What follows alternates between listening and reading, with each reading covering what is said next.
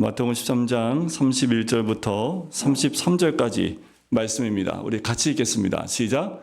또 비유를 들어 이르시되 천국은 마치 사람이 자기 밭에 갖다 심은 겨자씨 하나에 같으니 이는 모든 씨보다 작은 것이로되 자란 후에는 풀보다 커서 나무가 되매 공중의 새들이 와서 그 가지에 깃들이느니라.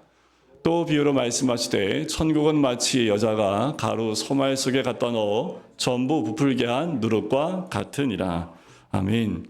예수님이 마태복음 13장 가운데 7가지의 천국 비유를 하고 계십니다. 그 가운데 오늘 비유는 굉장히 짧고 굵은 겨자씨와 누룩 비유를 우리가 함께 볼 텐데, 마태복음 13장을 우리가 함께 보고 있지만 이 천국 비유를 하실 때 이때 사람들은 과연 어떤 상황이었을까 우리가 한번 돌이켜보고 이 말씀을 보면 말씀이 더 이해가 쉽습니다. 자, 예수님을 따르던 사람들의 그 변화인데요. 잠깐 추적해서 한번 보면 예수님이 공생애에서 등장하시자마자 주님의 권능이 모든 사람들을 압도합니다. 주님이 메시아라는 사실을 깨닫고 사람들은 처음에 주님을 따르기 시작을 했지요. 그들은 흥분했고요. 기대가 있었습니다. 그런데 시간이 흘러가면서 그들에게 펼쳐진 상황은 그들의 기대를 충족시켜주지 못했던 것 같아요. 특히 고향으로 갔을 때는 고향 사람들이 예수님을 배척합니다. 그래서 그들의 그 불신에 놀라워서 그 고향에서는 많은 이적을 행하지 않으셨지요. 사람들은 일반적으로 주님의 가르침의 권능에 놀랐지만 놀라기만 했을 뿐 믿음 가운데 나가는 단계까지는 나가지 못했습니다. 시간이 흘러갈수록 예수님의 가르침에 격분한 유대인들이 등장하지요. 바리새인과 서기관 그리고 대제사장들입니다. 특히 유대 당국자들의 반응이 좀 심각했습니다. 한편 주님의 표적을 보고 주님을 따르는 자들이 많기는 했지만 주님의 가르침에 걸림이 돼서 또 이탈하는 자들도 많이 나옵니다. 요한복음 6장에 보면 도대체 예수님 말씀 이해할 수 없고 저게 무슨 말인지 해서 돌아가 버리는 제자들도 많았습니다. 제자들이나 멀리서 주님을 바라보고 기대하는 사람들의 마음이 흔들기 시작을 했다는 거지요. 지금 이런 배경입니다. 예수님을 메시아로 생각했지만 그 믿음 자체가 흔들리고 있는 그때에 이 비유를 하는 이런 배경들을 배경에서 전해진 가르침이라는 것을 우리가 볼 필요가 있습니다. 지금 우리가 살고 있는 시대의 교회 현실은 어떻습니까? 다르지가 않아요. 예수님 시대 때하고 별반 다르지 않습니다. 지금은 세속화의 움직임이 점점 가속화되어 가고 있습니다. 이 세속화라는 것은 사실상 반기독교화라고 말할 수 있어요. 단지 전통적 가치에 대한 반발이나 역행이 아니라요. 아예 성경적 가치들이 하나하나 도전받고 그 도전에 직면하고 있는 거지요. 조국 우리 교회, 이미 교회라는 우리의 모습들은 많은 사람들한테 교회는 정말 가지 말아야 될 곳처럼 그렇게 느껴지는, 그래서 전에는 기독교라는 말이 심심치 않게 흔히 나왔던 말이기도 합니다.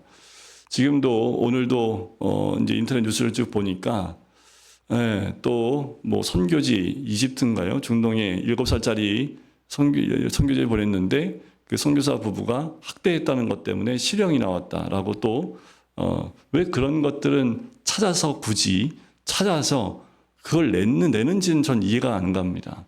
선교사가 우리나라에서 나간 선교사가 얼마나 많은데, 그리고 기사를 좀 읽어봤어요. 오해성이 많겠더라고요. 이 7살짜리가 미운 7살이잖아요. 그죠? 얼마나 말 안 들었을까요? 선교지에서 그렇게 말 안 들으면 또 그런 놈 받아가지고 성사님은 또 뭐 이렇게 좀 험한 말 했겠죠? 내 자식도 7살 험하면은 매들잖아요. 근데 남이 그러면 열받지요. 그래서 아마 신고를 한 것 같아요. 이런 거 한번 나가면 성사님들이 한국에서 입지가 많이 좁아지지요. 이런 이야기들 때문에 교회가 좀 안 좋은 평판을 듣기 시작을 합니다.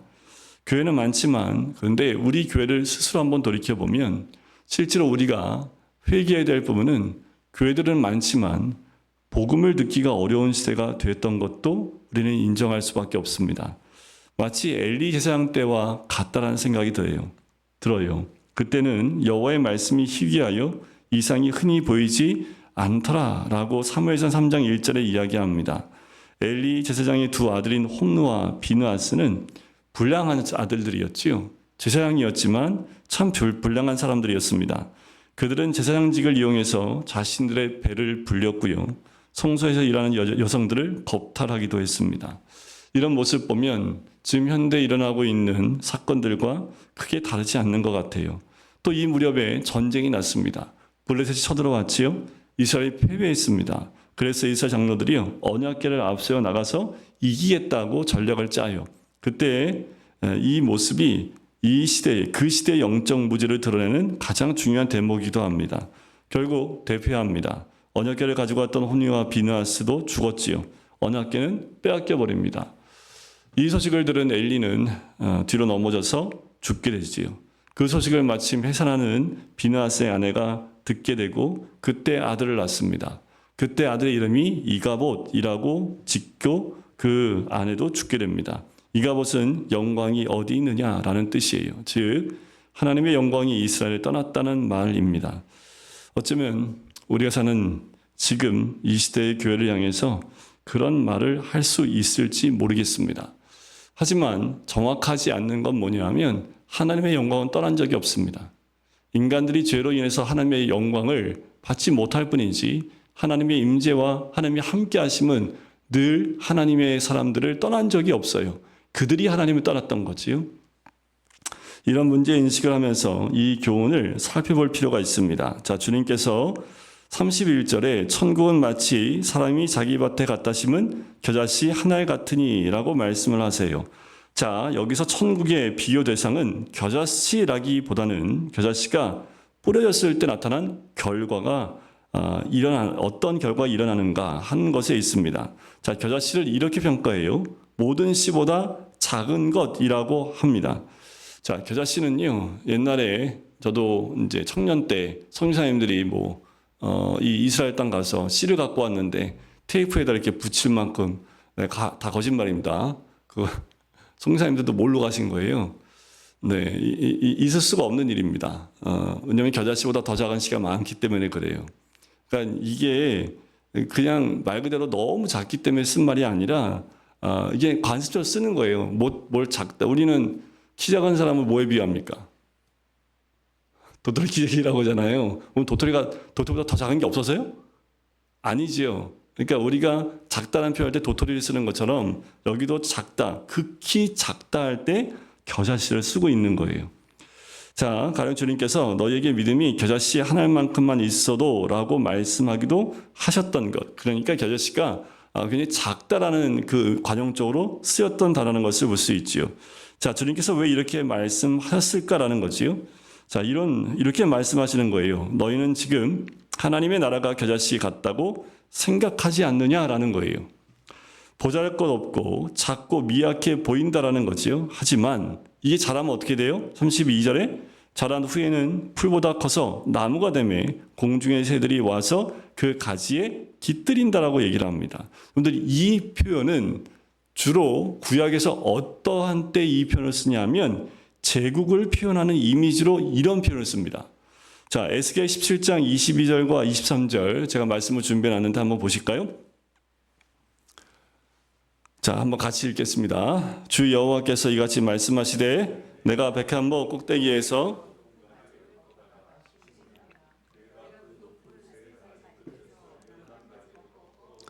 그 우뚝 솟은 산에 심되 이스라엘 높은 산에 심으리니 그 가지가 무성하고 열매를 맺어서 아름다운 백향목이 될 것이요 각종 새가 그 아래에 깃들며 그 가지 그늘에 살리라. 여러분들 에스겔서는 바벨론의 포로로 잡혀간 유대 백성에게 전한 에스겔에 선포된 메시지입니다. 그러니까 그들의 존재는 지금 포로로 잡혀가서요 마치 불에 타다 남은 포도나무 같이 아무짝에 쓸모없는 존재처럼 스스로 그렇게 여기고 있었습니다. 그들에게 선지자가 전하는 메시지는 이거예요. 하나님께서 백향목 꼭대기에 높은 가지를 꺾어다가 이스라엘 높은 산에 심을 것인데 그 가지는 무성하고 열매를 맺어서 아름다운 백향목이 되어 각종 새가 그 안에 깃들게 될 것이라는 희망의 메시지를 에스겔을 통해서 선포하고 있는 거지요. 좌절과 절망에 쌓인 유다 백성들에게 하나님께서 하나님의 전지전능한 능력으로 큰 나라를 이루도록 회복하실 것이라는 그 메시지예요. 그래서 이 표현을 씁니다. 또 느부갓네살의 꿈에서도 새들이 깃들이는 큰 나무를 제국의 상징으로 사용했다는 것을 다니엘서 4장에서 볼 수 있습니다. 또 주님께서는 겨자씨가 커서 나무가 된다고 하셨는데, 자, 여기에는 비유의 과장적 요소가 있다고 볼 수 있어요. 왜냐하면 겨자가 크면, 물론 크면 3, 4m까지도 자란다고 하지만 기본적으로 관목 수준입니다. 관목. 관목이 뭔지 아시죠? 낮고 이렇게 가지가 많아갖고 이렇게 풍성하게 있는 것 같은 관목 수준입니다.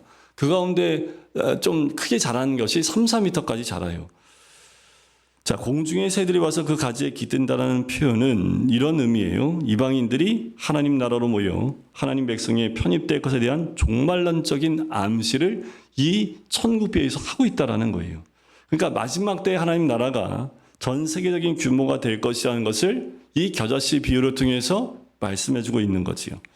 즉 겨자씨 비유는요, 그 씨가 너무나 작아서 뭔가 기대할 수 없는 것이지만 결국 큰 나무가 되어 새들이 깃들이게 되듯이 하나님 나라는 작고 초라해서 보이지 않지만 결국 큰 나라를 이룬다라는 것. 그것이 겨자씨 비유에서 전하고 싶은 예수님의 메시지라는 겁니다. 자, 두 번째 비유는 누룩비유예요. 똑같습니다.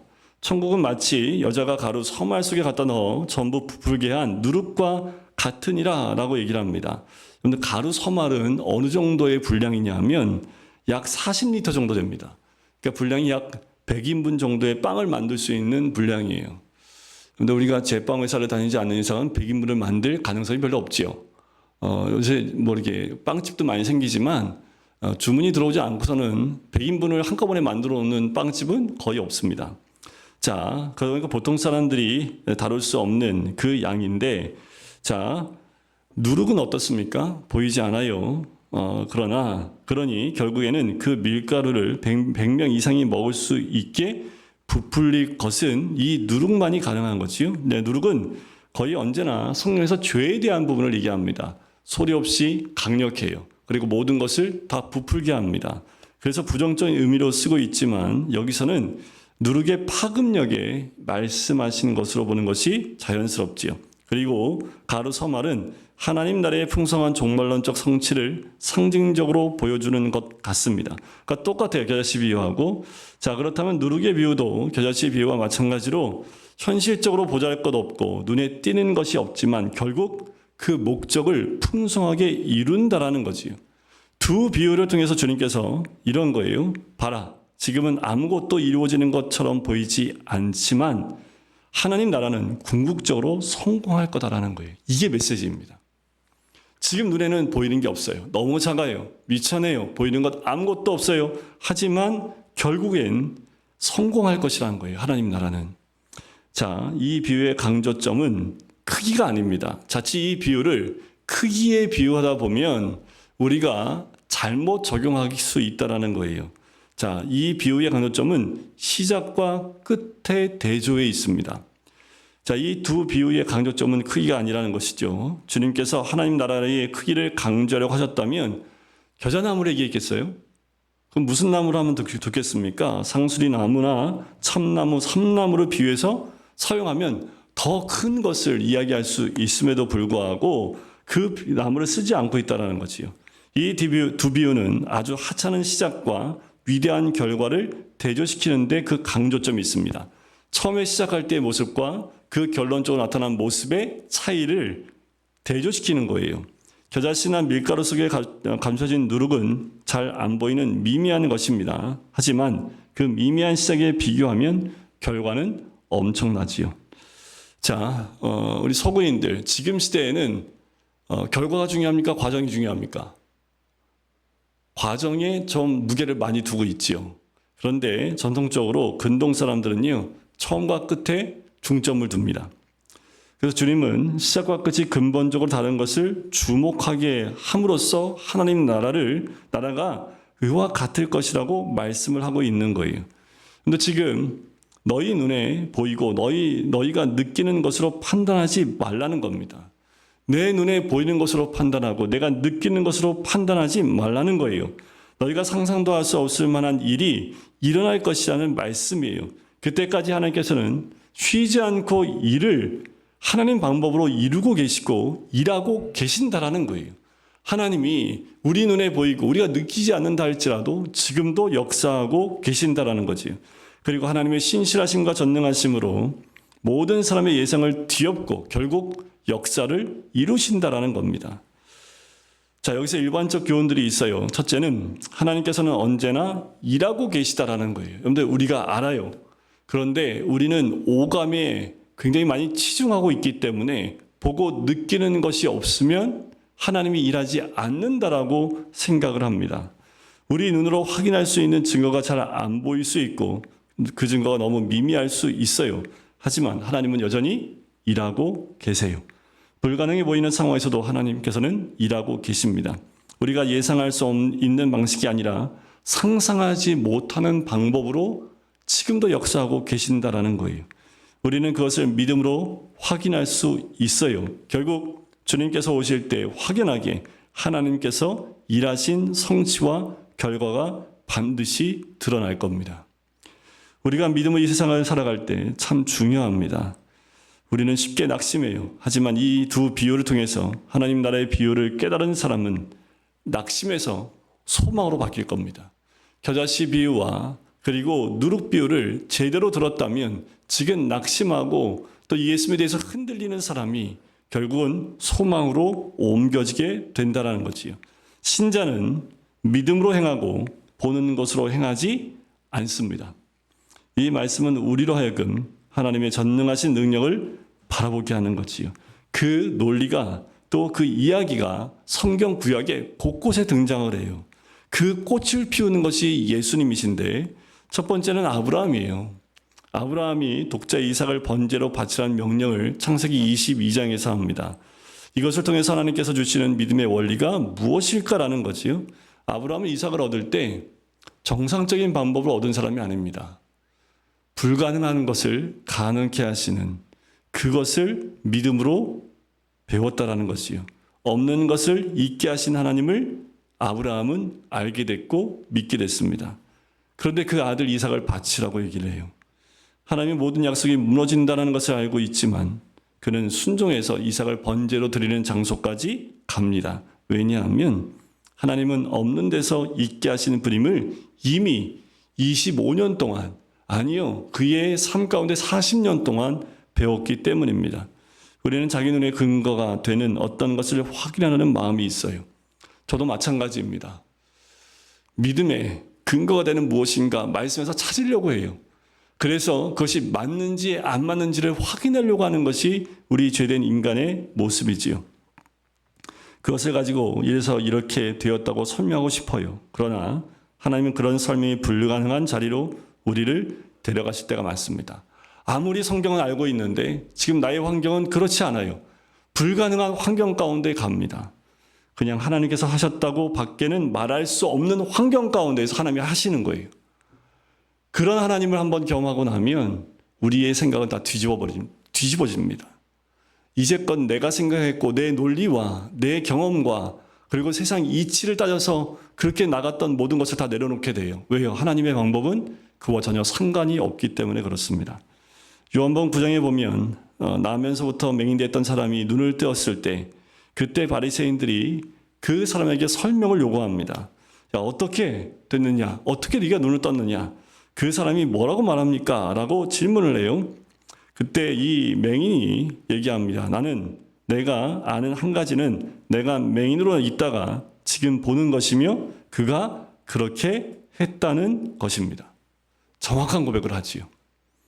사람으로 할 수 없습니다. 인간의 방법으로는 할 수 없는데 그가 그렇게 했다는 거예요. 불가능한 일이 일어난 거지요. 거기에는 인간이 설명할 어떤 원인이 없습니다. 하나님께서 하셨다는 것밖에는 없지요. 하나님께서는 불가능한 상황에서 예상치 못한 방식으로 하나님의 일을 하신다라는 것이요. 그래서 우리는 우리 눈에 어떤 증거가 있지 않고 오히려 거꾸로 가는 것 같이 보여도 하나님께서는 여전히 일하고 계신다라는 것을 겸손하게 믿는 겁니다. 여러분들 혹시 우리 상황이 이런 상황 아닙니까? 불가능해. 끝났어. 라는 그 생각이 나의 믿음을 잠식해 가고 있지는 않습니까? 그런데 하나님의 역사는 내가 모든 것을 포기하고 안 된다고 할 때 하나님의 역사가 일어나는 거지요. 그런데 이스라엘 백성이 광야를 몇 년 지났습니까? 40년입니다. 그럼 이스라엘 백성이 애굽에서 생활한 건 몇 년일까요? 430년입니다. 이스라엘이 70명이 애굽으로 내려갈 때 어땠을까요? 처음에 출발이 좋았지요. 잘 살다가 애굽의 압제자인 바로의 노예가 되고 말지요. 어떻게 40년도 아니고 430년의 세월을 뒤집고 자유로운 민족이 되어 한 나라를 세웠을까요? 하나님께서는 아브라함에게 약속하신 그 약속을 기억하셨고 그 430년 동안 신실하게 하나님의 목적을 위해서 가장 합당한 방법으로 일하고 계셨다는 것을 성경은 우리에게 증거해 주고 있습니다. 그런데 그 말씀 안에 하나님이 하셨음에도 불구하고 우리는 하나님이 하셨다는 것을 인정하지 않고 있는 것은 아닌지 모르겠어요. 모세를 세우셨지요. 그가 왕자에 있을 때 40세에 하나님이 그에게 하도록 허락하지 않으셨습니다. 80세가 되었어요. 왕자라는 그 신분이 아니라 미디안 광야의 목자로 늙어가고 있었을 때 하나님이 부르십니다. 그리고 부름을 받아서 본격적으로 무대에 등장을 하지요. 그러면 이전의 모든 삶은 헛된 것일까요? 그가 왕자로서의 40년을 살았던 것은 헛된 거고 또 목자로서 40년 산 것이 다 헛된 삶이었을까요? 아니지요. 하나님께서는 모세를 쓰시기에 합당한 그릇으로 빚어가고 계셨다는 거예요. 하지만 모세한테는 그 모든 세월들이 고난이었지요. 이제 모든 걸 포기하고 내려놓은 시간이 40년이었습니다. 한편 하나님의 백성을 준비시키고 계셨던 시기이기도 합니다. 그리고 모두가 포기하고도 남을 만한 시간과 조건에서 극적으로 하나님의 역사를 보이시는 거지요. 그런데 이스라엘과 유다의 백성들 역사를 보시면 더 극명하게 드러나요. 어떻게 하나님의 백성이요 예루살렘에 세워진 하나님의 성전이 불타 없어질 수 있습니까? 유대인들이 멸망하고 난 다음에 이들의 가장 큰 퀘스천이 이거였습니다. 어떻게 하나님의 성전이 무너질 수 있느냐라는 거예요. 선지자들 외에는 아무도 그런 일이 일어날 것이라는 것조차 상상하지 못했습니다. 그런데 하나님께서 자기 백성을 아수르와 바벨론 손에 넘기셨지요. 성전은 다 불타버렸습니다. 그 안에 모든 것 바벨론에 다 전리품으로 빼앗겨 버립니다. 일어나면 안 될 일이 일어난 거지요. 그런데 하나님은 그렇게 하실 수 있습니다. 하나님이시기 때문이에요.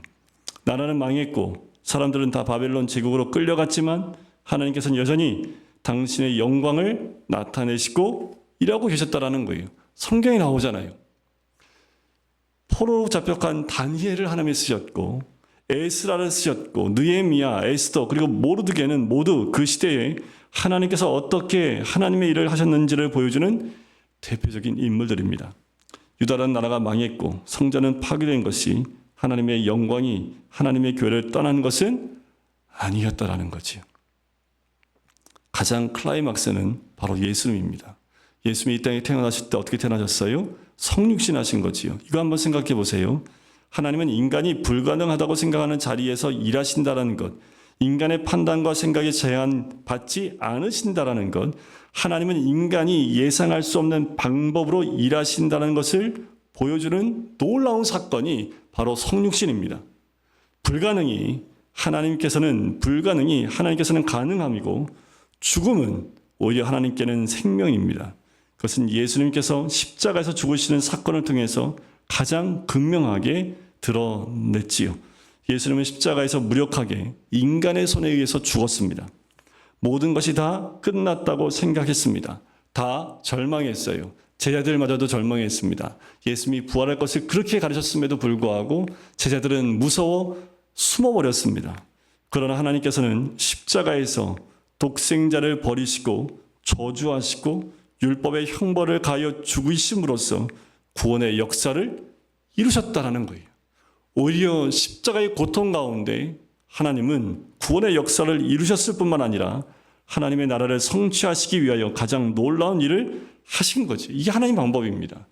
구약의 수많은 인물들을 통해서 불가능을 가능케 하셨던 그 사건들은 결국 예수님이 죽으시고 부활하신 사건으로 결론을 내리신 거예요. 이것이 하나님 방법입니다. 아무것도 보이지 않습니다. 모든 것이 하나님 나라와 역행하는 것처럼 보여요. 그러나 그때 하나님은 가장 놀랍게 일하고 계신다라는 거예요. 하나님의 아들을 죽음에서 일으키심으로써 자기 백성의 구원이 성취된 거예요. 하나님의 아들의 한 명만 살린 것이 아니라 그분의 부활을 통해서 모든 자기 백성이 구원이 성취게 된 거지요. 이것이 앞에서 언급한 모든 사건의 바로 절정이라는 거예요. 하나님 나라는 궁극적으로 영광스럽게 세워지고 하나님의 백성은 반드시 승리하는 것으로 인도받게 됩니다. 우리는 왜 하나님께서 이렇게 일하시는지 질문할 수 있어요. 그것이 어쩌면 하나님께서 영광 받으시기 가장 합당한 방법이기 때문이지 않을까라는 거지요. 인간에게 어떤 원인이나 공로를 찾을 수 없도록 하는 거예요. 그래서 아브라함에게도 언약을 맺을 때 아브라함을 그냥 재워버리잖아요. 횃불이 통과해 가는데 아브라함은 자고 있었습니다. 그렇게 하나님은 인간이 개입할 수 있는 모든 걸 다 차단해요. 우리의 힘도 다 끊어버립니다. 나에게 있는 모든 것이 다 끊겼을 때 그때야 비로소 하나님이 역사하시는 것은 오롯이 하나님의 영광만이 드러나게 하시기 위한 하나님의 방법이지요. 인간은요, 아담 이래로 하나님과 같이 되려고 합니다. 그래서 하나님이 역사하려고 하면 자기가 하려고 해요. 그래서 하나님은 인간의 삶을 그 망상이 지배하지 않도록 우리의 자기의가 그런 것처럼 그렇게 하지 못하도록 하나님께서는 우리가 온전히 하나님을 신뢰하고 하나님을 의지하게 하시기 위해서 그렇게 하신다는 거지요. 이 시간에 우리는 고난이라고 이야기를 해요. 우리가 예상대로 되지 않았을 때 우리의 기대처럼 하나님께서 뭔가를 이루시고 보여주시지 않을 때 우리는 실망하고 좌절하고 고통스러워하지요. 그래서 우리는 고난이라고 합니다. 그래서 어찌하여? 라고 물어요. 얼마나 더 오래? 라고 묻습니다. 그 고난이라는 상황은 하나님께서 우리를 빚어가시기 위해서 일하시는 상황이지요. 이 고난 속에서 불가능한 절망의 상황 속에서 하나님께서는 한 사람 한 사람에게 하나님의 영광을 담아낼 수 있는 그릇으로 만들어 가신다라는 겁니다. 자, 이제 이 말씀, 이 비유를 우리 개인에게 한번 적용해 볼 필요가 있습니다. 믿음을 가졌다고 하지만 그 증거가 미미하고 열매가 눈에 띄지 않는다고 느낄 수 있어요. 이 두 비유가 뭐라고 우리에게 알려주고 있습니까? 우리 안에서 착한 일을 시작하신 하나님께서는 반드시 결과를 만들어내신다는 거예요. 하나님이 시작하셨기 때문에 하나님이 결과를 만들어내신다라는 거예요. 그것이 빌립보서 1장 6절에 나오지요. 너희 안에서 착한 일을 시작하신 이가 그리스도 예수의 날까지 이루실 줄 우리는 확신하노라. 사도 바울은 이건 정확히 알았던 사람입니다. 신자는 어떤 상황에서도 처할 수 있고 어떤 그 모든 상황 속에서 하나님께서 일하고 계심을 아는 사람이 성도입니다. 사도 바울이 표현한 거지요. 내가 궁핍함으로 말하는 것이 아니니라. 어떤 형편에든지 나는 자족하기를 배웠노니 나는 비천에 처할 줄도 알고 풍부에 처할 줄도 알아. 모든 일 곧 배고픔과 배고픔과 풍부와 궁핍에도 처할 줄 아는 일체의 비결을 배웠노라. 그러니까 사도 바울은요, 많은 걸 가서 한순간에 갑자기 성경음이 많이 들어와요. 그런데 그 돈 가지고 얼굴에 웃음을 짓는 사람이 아닙니다. 헌금이 하나도 안 들어와요. 그래서 한 끼 먹을 돈도 없어서 몇 날 며칠을 굶어요. 그래도 사도 바울은 전혀 고통스러워하지 않아요. 왜요? 그 모든 것 가운데 역사하시는 하나님을 알기 때문에 그렇습니다. 그러니까 사도 바울은 궁핍하든 많은 것이 있든 상관이 없는 사람이었어요. 왜요? 스스로 자족하기를 배웠기 때문에 그래요. 왜냐하면 내게 능력 주시는 자 안에서 모든 것을 할 수 있다라는 믿음이 사도 바울 마음 가운데 굳건했기 때문에 많다고 해서 그것을 또 의기양양 생각하지도 않고요. 너무 없다고 해서 의기소침하지도 않습니다. 선교제에 가면 선교사님들이 가장 힘날 때가 언제인 줄 아세요? 성경권 들어올 때입니다. 언제 가장 힘이 없을까요? 성경음이 끊길 때입니다. 근데 이제 이번에 이 라오스 가서 만난 선교사님은요, 이분이 성품이 그런 것 같아요. 뭐 없어도 괜찮대요. 이 말씀을 잘 배우신 것 같더라고요. 근데 한쪽으로는 너무 심해서 제가 저러면 안 되는데 하기도 했지만 근데 그 선교사님이 참 그 라오스 사람들에게 선교할 때 재정이 끊겨가지고 제가 그 찍은 사진 가운데 보면 선교센터를 짓다가 거기 라오스는요 이상한데 우리나라하고 좀 다른 것 같아요. 기둥이 요만해요. 이 기둥을 되게 많이 세웁니다. 그리고 이 한층 높이가 한 3m 돼요. 왜 그런가 했더니 날씨가 더우니까 이게 천장이 낮으면 너무 더운 거예요. 그래서 1층, 2층 다 3m예요. 근데 기둥이 많아요. 왜 저렇게 짓나 모르겠는데 하여튼 뼈대만 세워놨어요. 그리고 지금 한 6개월 지났대요. 돈이 없어서 그 이상 못한대요. 뭐 어떻게 성장이 했더니 뭐 언젠간 하겠죠 뭐 하나님이 하시는 일인데 뭐 내가 안달복달한다고 되겠어요? 그랬더니 이제 이 선교사님 파송교회가 산정형 교회인데 담임 목사님이 유명하시잖아요. 담임 목사님하고 몇몇 장로님이 왔다 가셨대요. 근데 웃긴 거 뭐냐면 담임 목사님 알고 계셨는데 장로님들은 이걸 건축하는 거 잘 몰랐대요. 담임 목사님 일이 바쁘셔가지고 전달했어야 되는데 전달 못 하신 거죠. 그러니까 선교사님이 얘기를 했대요. 전 다 얘기했어요. 우리는 몰랐는데 뭐 그것도 하나님이 하셨나 보지 뭐 이렇게 얘기를 했답니다. 근데 결국은 이제 그 교회에서 지원해 주기로 결정이 돼서 후원이 들어오는데 그 6개월 걸렸다고 얘기하더라고요. 근데 이제 건축했던 어떤 분이 오면서 오히려 이분이 이 선교사님한테 감사할 내용을 전해주는데 오히려 천천히 건축하는 게 이 기둥이 더 단단하게 굳을 수 있는 시간이 됐다라고 얘기를 하더라고요. 근데 건축가가 얘기하니까 이 선교사님이 그런가 보다. 예. 하나님이 이 선교원금이 끊기게 한 이유가 튼튼하게 짓게 하려고 하나님이 하셨나 보다. 또 이게 너무 감사했다고 얘기하더라고요. 여러분, 하나님이 하신 일은 내 생각과 시간과 방법이 다 달라요. 그런데 결국은 뭐예요? 하나님이 하신 줄 믿습니다. 교회와 선교도 마찬가지라는 거예요. 오늘날 우리 교회 현실이 이 땅의 현실이 어두워요. 하나님의 영광이 떠나고 가는 것 같아요. 하지만 이 땅의 교회는 실패하지 않습니다. 왜요? 하나님이 세우셨기 때문에. 하나님의 영광은 떠나지 않습니다. 하나님과 함께하는 자들은 반드시 있지요. 하나님은 여전히 당신의 교회에 충만하게 계시는 하나님의 방법으로 일하고 계시는 거예요. 선교 역사의 초기 개척 선교사들은 첫 열매를 보기까지 수십 년 아니요 몇 대를 거쳤습니다. 이 땅 가운데 와서 오자마자 죽으신 분, 순교하신 분들, 와서 쏟아붓기만 하고 돌아가신 분들, 이상하게 한국 땅은 간호사, 의사들이 참 많이 찾았던 우리나라입니다. 특히 미국에 선교사님들이 많이 찾아왔어요. 그분들이 와서 이름도 없이 돌아가신 분들이 굉장히 많습니다. 그분들이 이 땅이 이렇게 될 것을 알았을까요? 저는 그분들이 믿음으로 보았기 때문에 이 땅에서 순교했다고 저는 봐요. 그분들이 그 믿음이 없었다면 죽을 고비가 있을 때 미국으로 돌아갔으면 이분들은 살았을 겁니다.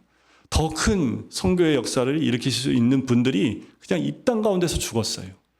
자, 그것은 바로 이 땅 가운데 하나님의 역사가 그분들을 통해서 믿음으로 선포됐기 때문 아닐까라는 거지요. 저는 라오스 갔다 오면서 그 땅도 하나님이 그렇게 쓰시겠다라는 믿음이 생겼습니다. 불가능해 보이는 모든 상황 속에서 또 고난 속에서 신자의 믿음은 소망을 이룬다라는 거예요.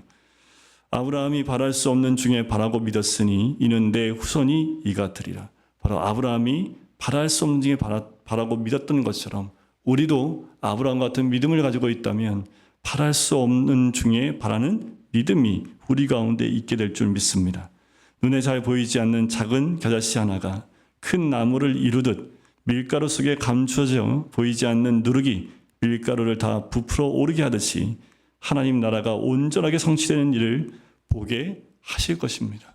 여러분, 우리가 개인의 삶뿐만 아니라 우리 교회와 더 나아가 전 세계 선교와 우리 모든 사람들에게 이 두 비유는 결국 하나님의 나라를 이루시는 하나님의 역사를 경험케 하시는 은혜가 있게 될 줄 믿습니다.